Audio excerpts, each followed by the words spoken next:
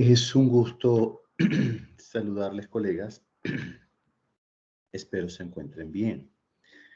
Bueno, que como ya saben, esta sesión es la recuperación de la clase del sábado 25 de mayo, que ya les había indicado que por razones de fuerza mayor em, me veía imposibilitado de poderme conectar ese día.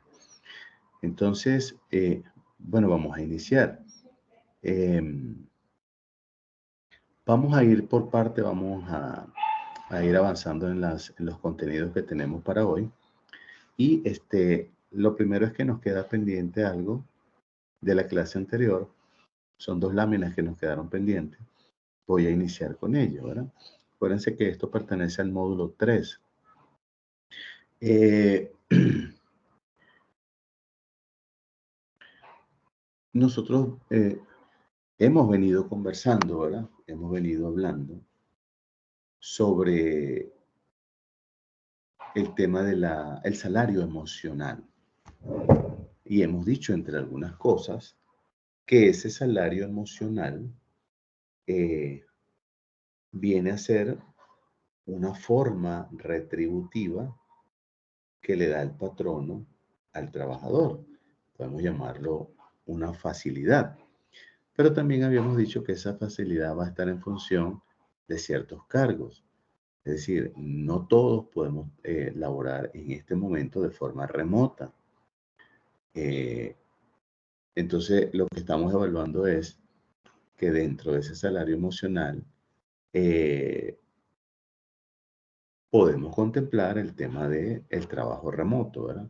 Sin embargo, eh, eso va a variar dependiendo de la actividad económica, las actividades operativas, eh, las, el acondicionamiento que tenga que ver con mis proveedores, mis potenciales compradores, ¿verdad? El mercado. Entonces, se habla de una flexibilidad laboral cuantitativa y cualitativa. Eso lo que quiere decir es que cuando hablamos de una flexibilidad cualitativa, estamos refiriéndonos de alguna manera a qué elementos intervienen, qué variables, qué hitos que pueden darle una alteración o una adecuación eh, cualitativamente al desempeño de una persona, ¿verdad? Igualmente hablamos eh, de la parte cuantitativa y en este caso se refiere mm, a la cantidad, al volumen o al porcentaje de esfuerzo que debe hacer un trabajador para alcanzar un objetivo. Y eso se relaciona de alguna manera con algo que se llama la flexibilidad laboral, porque dentro de la flexibilidad laboral, como por ejemplo la flexibilidad horaria, también puede haber cierto nivel de una flexibilidad salarial. Y esto lo que quiere decir es que va a estar sujeto, va a estar orientado al rendimiento, a la productividad y a las capacidades de producir de un trabajador. Es decir, que yo puedo tener una compensación variable, siempre y cuando no altere las normativas legales vigentes, ¿verdad? Eso por un lado. Por otro lado, otra forma de dar flexibilidad es cuando una empresa, voy a poner dos ejemplos, hace un contrato de outsourcing, eso le quita actividad laboral a un trabajador para dedicarse a algo más enfocado en su área, ¿verdad? Eh, por ejemplo, recursos humanos no tiene por qué estar pendiente de la gestión de los servicios de vigilancia. No, no es su área. Entonces yo contrato una empresa especializada en servicios de vigilancia, llegamos a un acuerdo económico para cubrir todos los pasivos laborales según la ley que amerite cada trabajador de la oficialía de seguridad, más un porcentaje pues, que es lógico de rentabilidad que va a tener la empresa. Ese, digamos, que es un caso, es decir, no me involucro en áreas que no son afines a la empresa directamente. Otro ejemplo puede ser que yo contrate un outsourcing, ¿verdad? Para atender eh, un área que es técnicamente o estratégicamente muy crítica, pero la decisión o las decisiones fundamentales se la dejo al que forma parte de la organización, es decir, al trabajador, no al que forma parte del outsourcing. Entonces, de esa manera, eh, podemos incluir dentro de la flexibilidad laboral el tema de la flexibilidad horaria. No olvidemos que esto tiene que ver con la cultura de los líderes. Si los líderes no ven esto como un beneficio, no van a comprar la idea. ¿Ok? Y lo otro que nos faltaba es, en esta misma línea de flexibilidad laboral, es algo que se llama la calidad de vida en el trabajo. De hecho, eh, hay una ley en El Salvador que está asociada a minimizar riesgos de accidentes laborales en el área de trabajo y toca esta parte, se llama calidad de vida. Pero esa calidad de vida no está asociada solamente, digamos, a la infraestructura, que es una parte, también está asociada al trabajador. Entonces aquí vemos en conjunto cosas como, por ejemplo, que el trabajador disponga de una silla adecuada, ergonómica, un escritorio ergonómico, iluminación adecuada, señalizaciones adecuadas internas y externas a la empresa, a la organización, que haya un comité eh, de seguridad laboral, que haya una preparación de cada miembro del comité, charlas, por ejemplo, que haya una adecuación de áreas particulares, como por ejemplo, si hay personas en la empresa, bien sea visitantes o más aún trabajadores, en sillas de ruedas, que hayan medios para transportarlo a otros pisos, llámese rampas, llámese ascensores, que no solamente sean escaleras, gradas, como lo llaman acá, eh, que hayan baños adecuados ergonómicamente para una persona que entra en silla de ruedas, que haya una sensatez de ubicar a los trabajadores con alguna merma en sus condiciones físicas motoras, llámese personas que usan bastón, personas que utilizan silla de rueda, personas que utilizan andaderas, personas con eh, pérdida porcentual de ciertas capacidades auditivas, personas que de alguna manera tienen problemas de visión, ubicarlos en los pisos inferiores, ¿verdad? Para efectos de salidas de emergencia, todo eso estar, eh, pues de alguna manera contar con una alternativa, un plan para desalojarlos rápidamente. Este, incluirlos a ellos en los planes de simulacro, cuando hacemos planes de simulacro de evacuación, incluirlos a ellos, tener un inventario de cuáles son esas personas, dónde están ubicadas, cuál es su nivel de pérdida motriz de alguna parte de su cuerpo. Todo eso es calidad de vida, así como tener, por ejemplo, un mantenimiento adecuado del aire acondicionado a través de los filtros para evitar problemas de piel, problemas de dermis, problemas respiratorios, pulmonares, eh, que los pisos sean antirresbalantes, que las puntas de las escaleras tengan este material que es antirresbalante, que hayan luces de emergencia, que hayan sirenas o alarmas visuales y sonoras, este, que haya de alguna manera una atención al trabajador, ¿verdad? Entonces, cuando hablamos de calidad de vida, aquí decimos que recursos humanos es un agente principal en promover todo esto, no es el único responsable. ¿verdad? También tratar los temas de salud y seguridad en el trabajo. Esto incluiría aspectos como, por ejemplo, dotar a los trabajadores de las herramientas, equipos y todo el equipamiento necesario para minimizar los riesgos de trabajo laborales. Pero no solamente eso, también orientarles, capacitarles, entrenarles en el uso adecuado, ¿verdad? Eh, Eso entra dentro de todo lo que es desarrollo y crecimiento profesional. O sea, ya no estamos hablando solamente de una competencia o habilidad gerencial, sino que estamos hablando de conciencia laboral, sobre todo por el tema de los accidentes laborales, ¿verdad? Esto también lleva a que la calidad de vida puede aportar mucho al clima laboral, ¿verdad? Porque los trabajadores se pueden sentir seguros, satisfechos de que de alguna manera se les está atendiendo. Y no dejar a un lado todo lo que son los enfoques de calidad, de trabajo en equipo y relaciones interpersonales. ¿Por qué? Porque al fin y al cabo somos un ecosistema y ese ecosistema es la organización, sus trabajadores, sus directivos, eh, los entes reguladores, los clientes o potenciales compradores, los partners, los proveedores, las comunidades, es decir, todo lo que se denomina los stakeholders, ¿verdad? Todos los involucrados en esta organización. ¿Ok? Bueno, mire, con esto eran las dos láminas que nos quedaban pendientes. Estas eran las dos láminas que nos quedaban pendientes. Con esto finalizamos lo que estaba pendiente de nuestra última clase.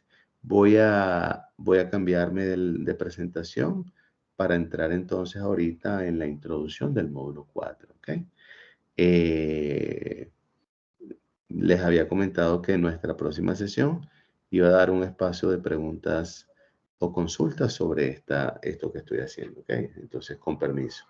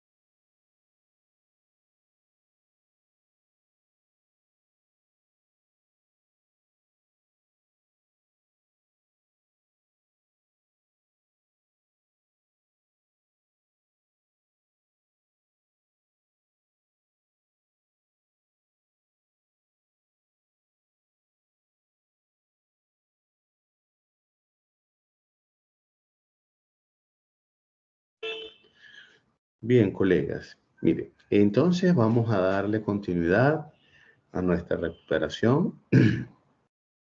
Eh, Vamos a entrar entonces en la parte introductoria eh, del módulo 4, denominado evaluación del desempeño. Bien, uno de los aspectos fundamentales que nosotros debemos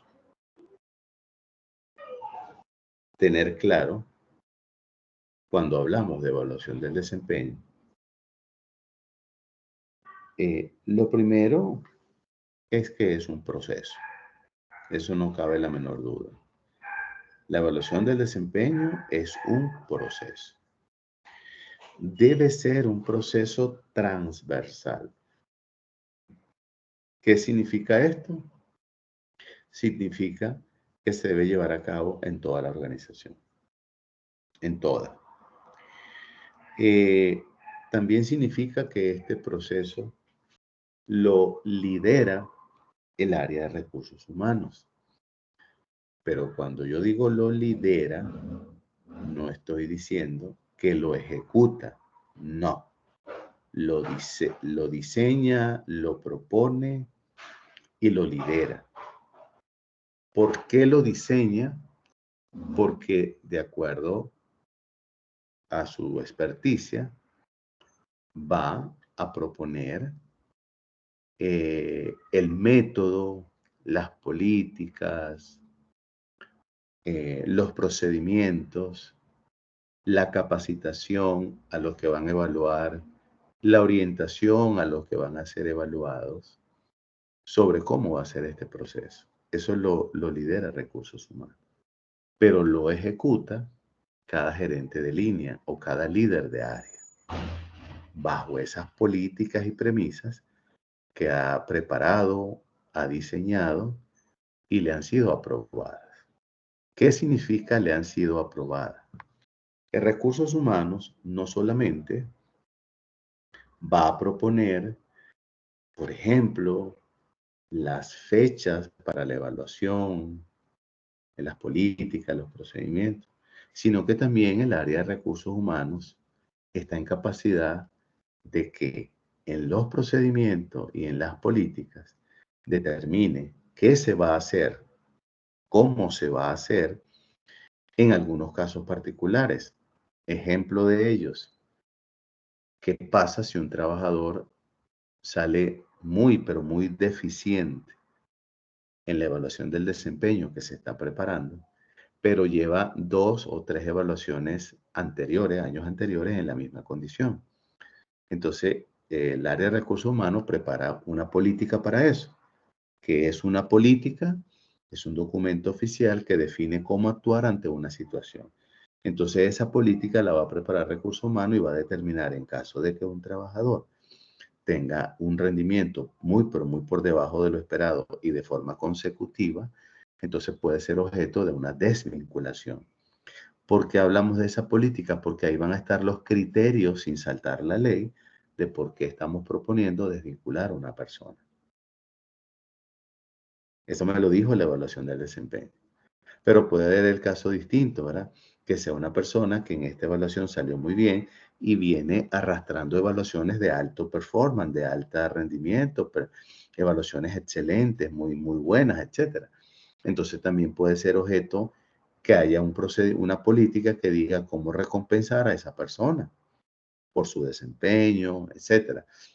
Entonces debe haber una política que toque el tema de cómo vamos a hacer una revisión y ajuste salarial, o cómo vamos a hacer para proponer una proyección, es decir, un ascenso, una promoción a esta persona o a estas personas, ¿verdad? Si fuesen varias. La evaluación del desempeño también debería tener una política que nos dijera a nosotros cómo, cómo nos sirve y cómo lo alineamos a las metas de la organización con sus respectivas estrategias y a los planes de desarrollo y capacitación. ¿Por qué? Porque aquí me va a decir a mí la evaluación del desempeño qué tan competente estoy para el puesto o qué tan sobresaliente estoy en este puesto y competente para otro, ¿verdad? Eso me lo va a decir la evaluación del desempeño. Entonces, ¿qué podemos concluir como concepto?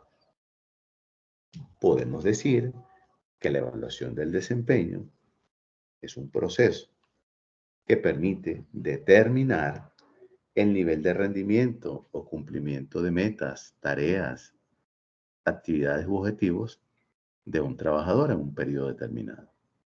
Eso es lo que es la evaluación del desempeño. ¿Ok? Bien, avanzando un poquito por acá, bueno, aquí tenemos los contenidos de lo que vamos a trabajar, ¿verdad? Aquí tenemos el objetivo general, proporcionarles a ustedes herramientas que le permitan no solamente planificar, ejecutar una evaluación del desempeño mediante la utilización de algunos métodos que se categorizan como tradicionales o modernos. ¿Y que buscamos? Que esto contribuya a identificar la fortaleza de las personas, pero también las brechas.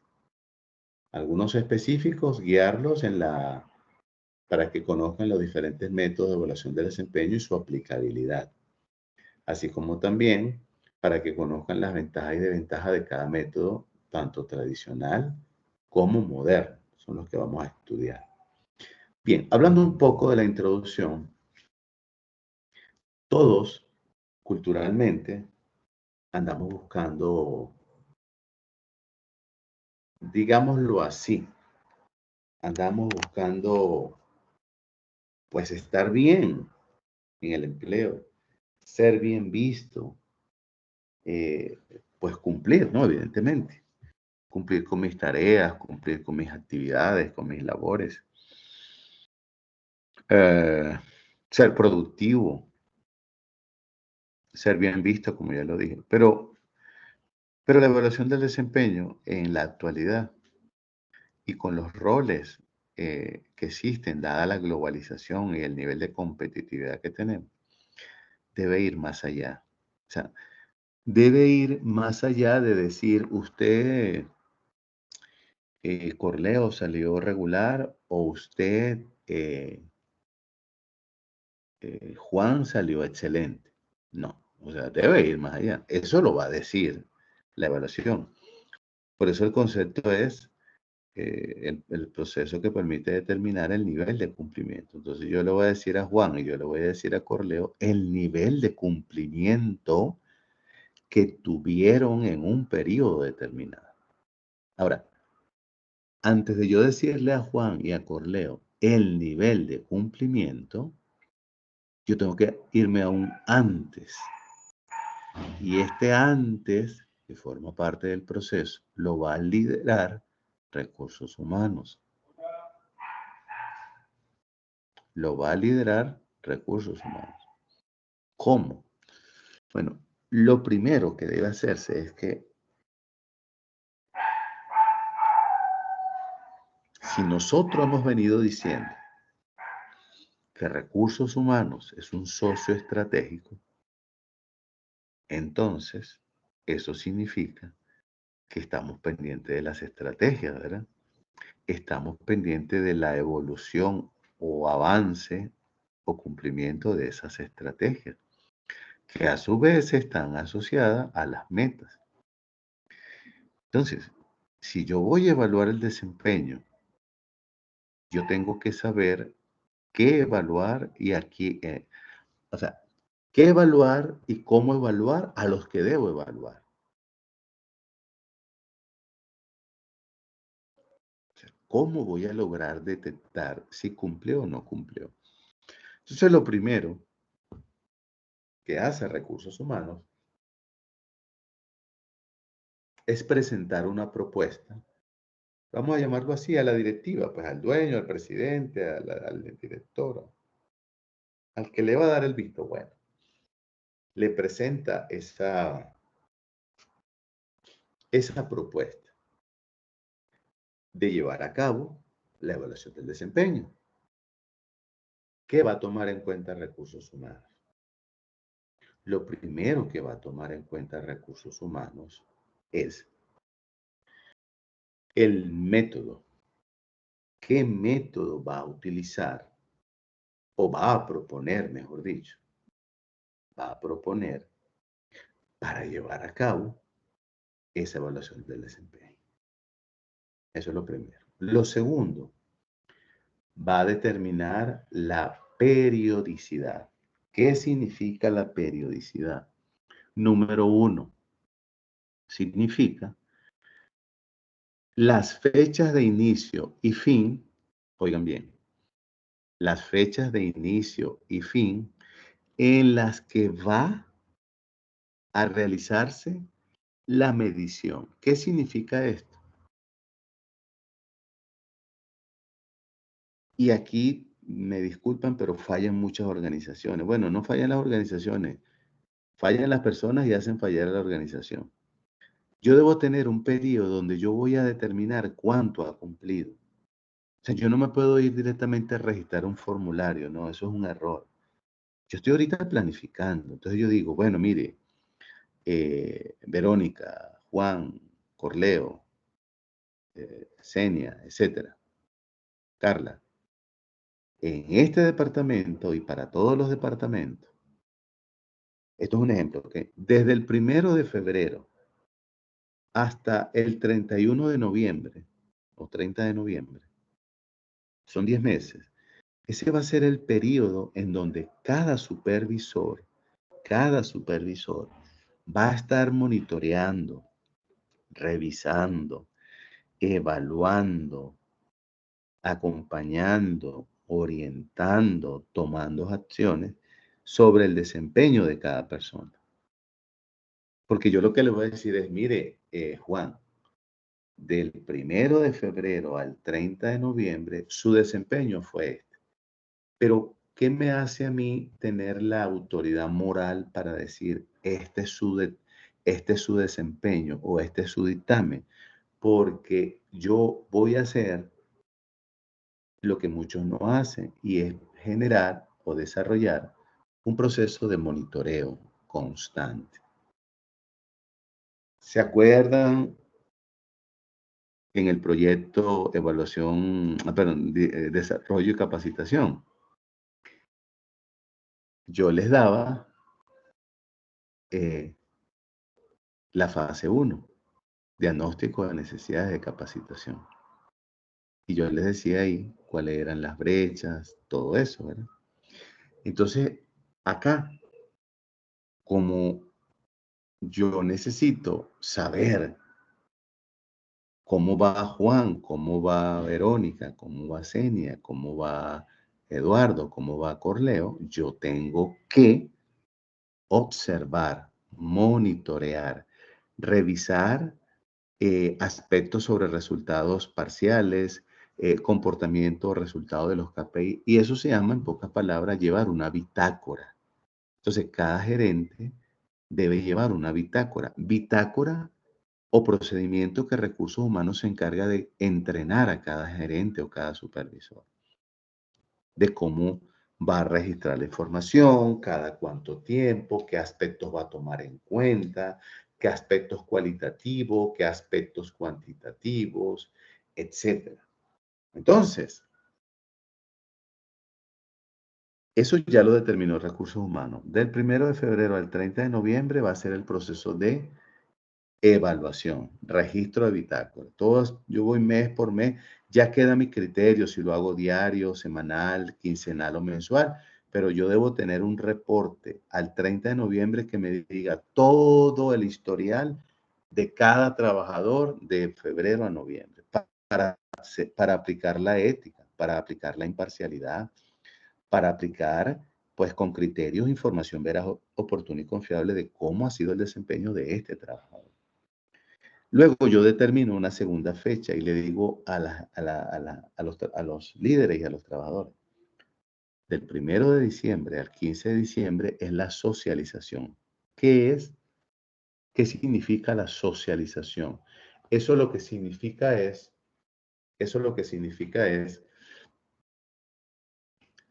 la entrevista, si lo quiere llamar así, la reunión, si lo quiere llamar así, el cara a cara, si lo quiere llamar así, en donde el gerente de línea o el supervisor o el que hizo la evaluación se sienta, mire, 30 minutos es más que suficiente, con cada trabajador y le explica cómo fue su desempeño. Eso es lo primero. Y de ahí el trabajador debe salir firmando una aceptación del resultado. ¿Por qué? No porque sea impositivo, sino que si yo soy el gerente y yo tengo 20 trabajadores y yo desde el 1 de febrero al 30 de noviembre, por ejemplo, cada semana o cada 15 días, yo hacía una agenda, una minuta, un resumen de cómo va avanzando cada persona, los pros y los contras, los logros, lo que está pendiente, lo que se le dificulta, lo que se le facilita, los aportes, etcétera, etcétera, etcétera. El trabajo en equipo, la motivación, el manejo de actividades fuera de planificación, el aporte de ideas, o sea, todo lo que uno evalúa o pregunta. Entonces yo le voy a poder decir con criterios a esa persona, mire, este es su desempeño y se lo voy a resumir en esta plantilla. Ahora sí hablamos de una plantilla. Pero ¿cuál es el problema de la mayoría, colega? Que se vuelve loco por la plantilla y la plantilla, el formato no es la evaluación del desempeño, eso es un repositorio de datos. La evaluación del desempeño es el proceso donde yo planifico las fechas, las políticas, los procedimientos, el método. Esa es la evaluación. Entonces, cuando yo le diga a Corleo o a Eduardo, este es su desempeño, y me diga, no, Roberto, yo no estoy de acuerdo, yo le voy a decir, perfecto, permítame demostrarle. Mire, el 20 de marzo o para el 20 de marzo usted tenía que entregar esta actividad. No, pero yo la entregué. Sí, sí, la entregó, pero el 20 de marzo se hicieron correcciones y se la devolví. Y era para entregarle el 21 de marzo. Usted la devolvió el 25 de marzo. Y el 25 de marzo todavía había detalle y al final la entregó el 26. Es decir, que usted no me cumplió en tiempo, usted no me cumplió en calidad. Por eso usted ve que aquí no está excelente, está estándar. Lo logró fuera de tiempo. Hubo que intervenir, hubo que invertir más tiempo. Ah, mire, esta actividad sí la hizo excelente en junio, la hizo excelente y mire, aquí está su valoración, excelente. En agosto, mire, había que entregar 2 actividades. No las entregó a tiempo, o mejor dicho, sí las entregó a tiempo, pero hubo que repetir el proceso porque usted no tomó en cuenta una serie de datos y yo le di la información. Aquí está, mire, aquí está el correo que usted me dice, sí, Roberto, tienes razón, no tomé en cuenta tal cosa, me voy a poner a revisar y a hacer los ajustes. Y aquí me dice usted, y mañana te lo entrego, mire, lo entregó una semana después, o sea que usted falló en tiempo. Porque, ¿qué es lo que ustedes no pueden permitir, colega? Hacer una discusión de esa sesión. No, no. Eso es imperdonable. Por eso, ya vamos a ver cómo vamos a llegar a un acuerdo para que ambas partes estén claritos y no ocurra esto, ¿verdad? Entonces tenemos 2 fechas que planifica recursos humanos. La evaluación, el periodo donde te voy a estar evaluando tu desempeño, y la socialización, que es la fecha donde me siento contigo o con cada uno a darle los detalles de su rendimiento. Rendimiento que no debe ser una sorpresa para el trabajador. ¿Por qué? Porque si yo soy astuto, yo como gerente, yo por lo menos una vez al mes, en una reunión de 10 minutos, me reúno con todo y le digo cómo van, con criterios, cómo van. Aquí hay que arreglar esto, aquí hay que mejorar esto está muy bien, esto está excelente, esto hay que ponerle el ojo. O sea, ya el trabajador viene preparado de todo lo que yo le he dicho, pero si yo no lo veo durante un año y el 15 de diciembre le digo, sorpresa, estás reprobado, por supuesto que va a haber una discusión, porque todos venimos con una expectativa de haber salido bien en la evaluación. Y acuérdense que la evaluación nos han enseñado de manera errática que se asocia a un mérito, sea un mérito económico o sea un mérito de promoción. Y no necesariamente es el único objetivo. Hay otros. Pero vamos a seguir en la introducción, ¿ok? Entonces ya tenemos 2 aspectos que tiene que tomar en cuenta el liderazgo de recursos humanos. El periodo de evaluación y el periodo de socialización. Pero recursos humanos también va a proponer una política. Pero para proponer las políticas, por ejemplo, las que ya había mencionado, de ajuste salarial, promociones, desvinculación, yo les recomendaría que las 2 primeras, ajustes salariales o promoción, estuvieran alineados con la gente de finanzas. ¿Por qué? Porque son los que llevan los números de la empresa. Y usted tal vez tiene uno o varios trabajadores con un potencial increíble de desempeño, pero usted no sabe si económicamente o financieramente la empresa le puede pagar eso, puede sostener ese pago. Entonces es importante eh, consultar con finanzas. Otro de los aspectos que tiene que tomar en cuenta recursos humanos en este proceso es, eh, digámoslo de esta manera, las políticas las va a proponer, las va a validar con la directiva, con finanzas, para luego, cuando sean aprobadas, poderlas oficializar. ¿Qué significa oficializarlas? Eso significa que vamos a ir nosotros con toda la población trabajadora a decirle, mire señores, por presidencia, no sé, por la directiva, aprobado en fecha tal, a fecha tal, se va a llevar a cabo la evaluación del desempeño. Que de tal fecha a tal fecha Se va a llevar a cabo la socialización.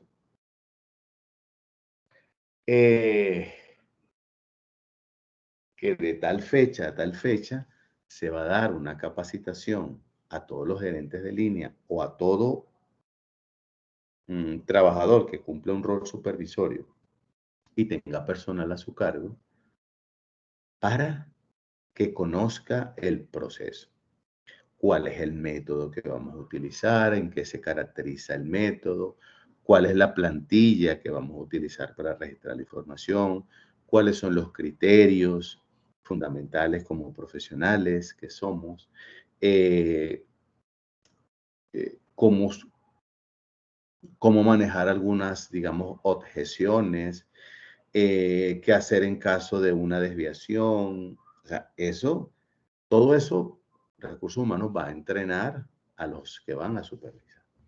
Pero también debe llamar aparte al personal que va a ser objeto de la evaluación y les va a explicar cuál es el método, en qué consiste el método, cuáles son los criterios que se van a utilizar para que cuando su gerente o su supervisor lo llame y le diga, este es su resultado, todos estemos claros que me están evaluando lo que me dijeron, no allí cualquier cosa, ¿ok?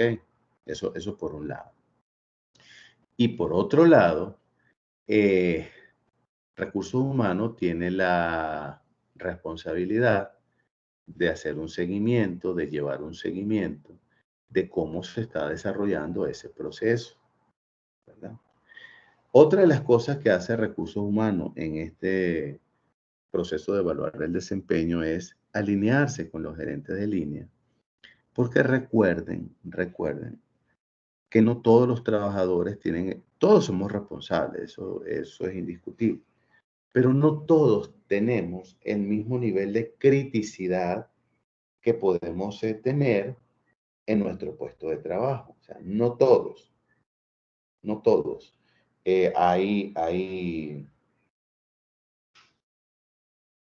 Hay procesos más críticos, hay unos menos críticos, hay unos menos críticos, hay procesos que son constantes, hay procesos que son temporales, hay procesos que se combinan con otros departamentos, es decir, hay ciertas particularidades. Entonces, eso hay que tenerlo muy claro, ¿ok? ¿Qué va a pasar después? Entonces, cuando se aprueba a recursos humanos el método, las políticas, las fechas, los periodos, e incluso aspectos particulares dentro de las políticas como los ajustes salariales, todo eso, viene el proceso comunicacional a todas las personas para que sepan. ¿Ok? Una vez que ha pasado todo el proceso, es decir, terminó el periodo de evaluación, terminó el periodo de socialización,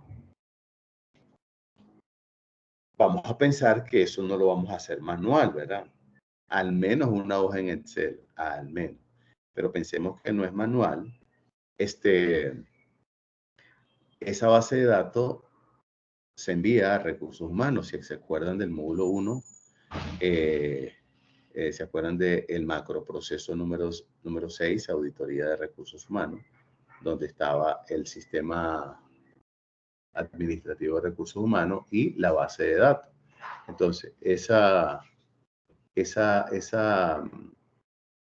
información va allí. A partir de allí, Recursos Humanos está alimentando su base de datos y puede comenzar a hacer reportes.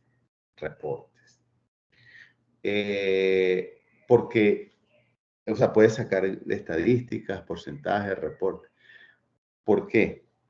Porque nosotros habíamos dicho en un momento determinado, cuando estuvimos hablando de, de, de la capacitación, del desarrollo y capacitación, que la organización aprueba la capacitación como una inversión, desembolsa el presupuesto eh, y se lleva a cabo. Pero en la capacitación, si ustedes se acuerdan,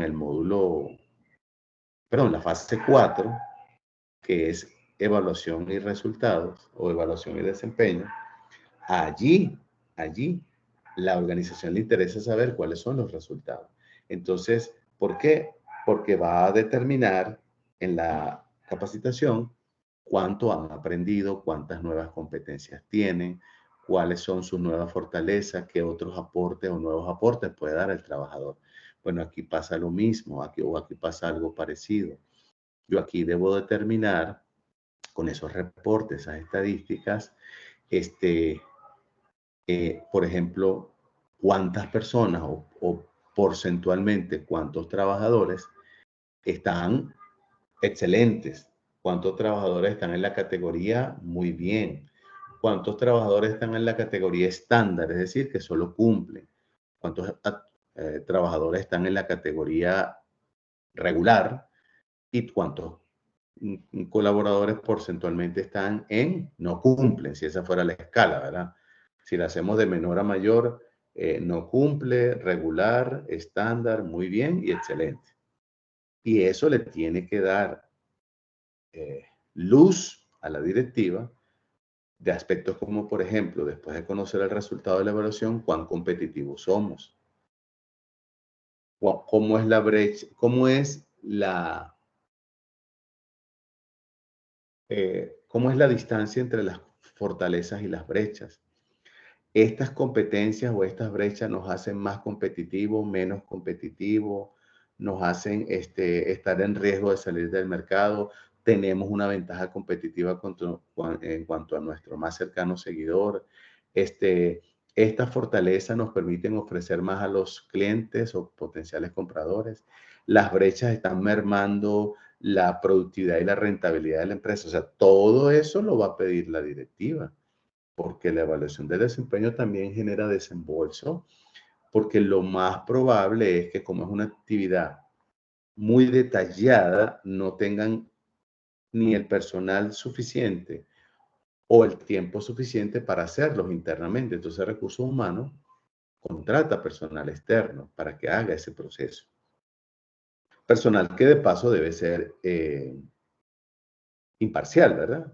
Okay. Entonces, fíjense hasta dónde llega la evaluación del desempeño. Llega hasta un proceso en el cual la directiva también va a querer saber cómo va todo esto, hacia dónde va, para entonces poder decir, por ejemplo, nosotros tenemos un excedente de competencias, un mínimo de brecha, nosotros podemos, por ejemplo, diversificarnos, o podemos, por ejemplo, ampliar o crecer, o podemos meternos en un negocio distinto, o podemos, que eso sería diversificación, o podemos comprar una empresa porque tenemos el personal suficiente para levantar esa empresa del mismo sector o de otro.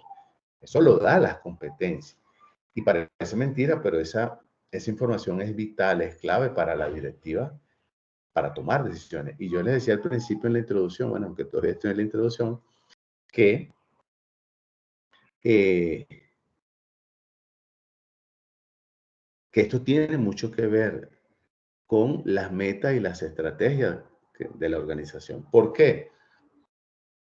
Porque se supone, ¿no? Yo digo se supone no porque esté dado, sino que eso se lee en el plan estratégico. Por ejemplo, que diga, imagínese un objetivo o una meta estratégica que diga eh, estar entre los 3 primeros lugares de preferencia de los compradores en el sector que pertenecemos. Y ahorita estamos en el 7º lugar, pero queremos estar entre los 3 primeros. Y si los resultados de la evaluación dicen que hay más brechas que competencia, entonces significa que no estamos alcanzando la meta que está en el plan estratégico. Entonces aquí van a darle la oreja a algunos, o aquí van a, como dice el dicho, van a rodar cabezas, ¿verdad? ¿Por qué? Porque yo no hago esta evaluación del desempeño porque es que no tengo nada que hacer, ¿no? Esto es una auditoría, la evaluación del desempeño es una auditoría de alguna manera, para ver, o parte de una auditoría, para ver si nosotros estamos en el camino correcto de alcanzar las metas. Otro elemento aquí que se toma en cuenta es que me sirve para ver si mi plan de carrera está funcionando. si el plan de carrera realmente está funcionando. Porque realmente un plan de carrera va a funcionar cuando hay una diferencia entre mayores competencias y mínimas brechas, ¿verdad? Entonces, fíjense que todo esto tiene un denominador común que es tiempo, recursos, herramientas, esfuerzo. Y dentro de los recursos, no solamente están recursos físicos, sino también recursos financieros. Por eso la importancia de que la evaluación del desempeño se haga de la manera correcta, ¿ok? Bien. Bueno, voy a, voy ahora a parar para ir a al tercer video de esto que estamos haciendo como recuperación de la clase del sábado, ¿ok? Con permiso.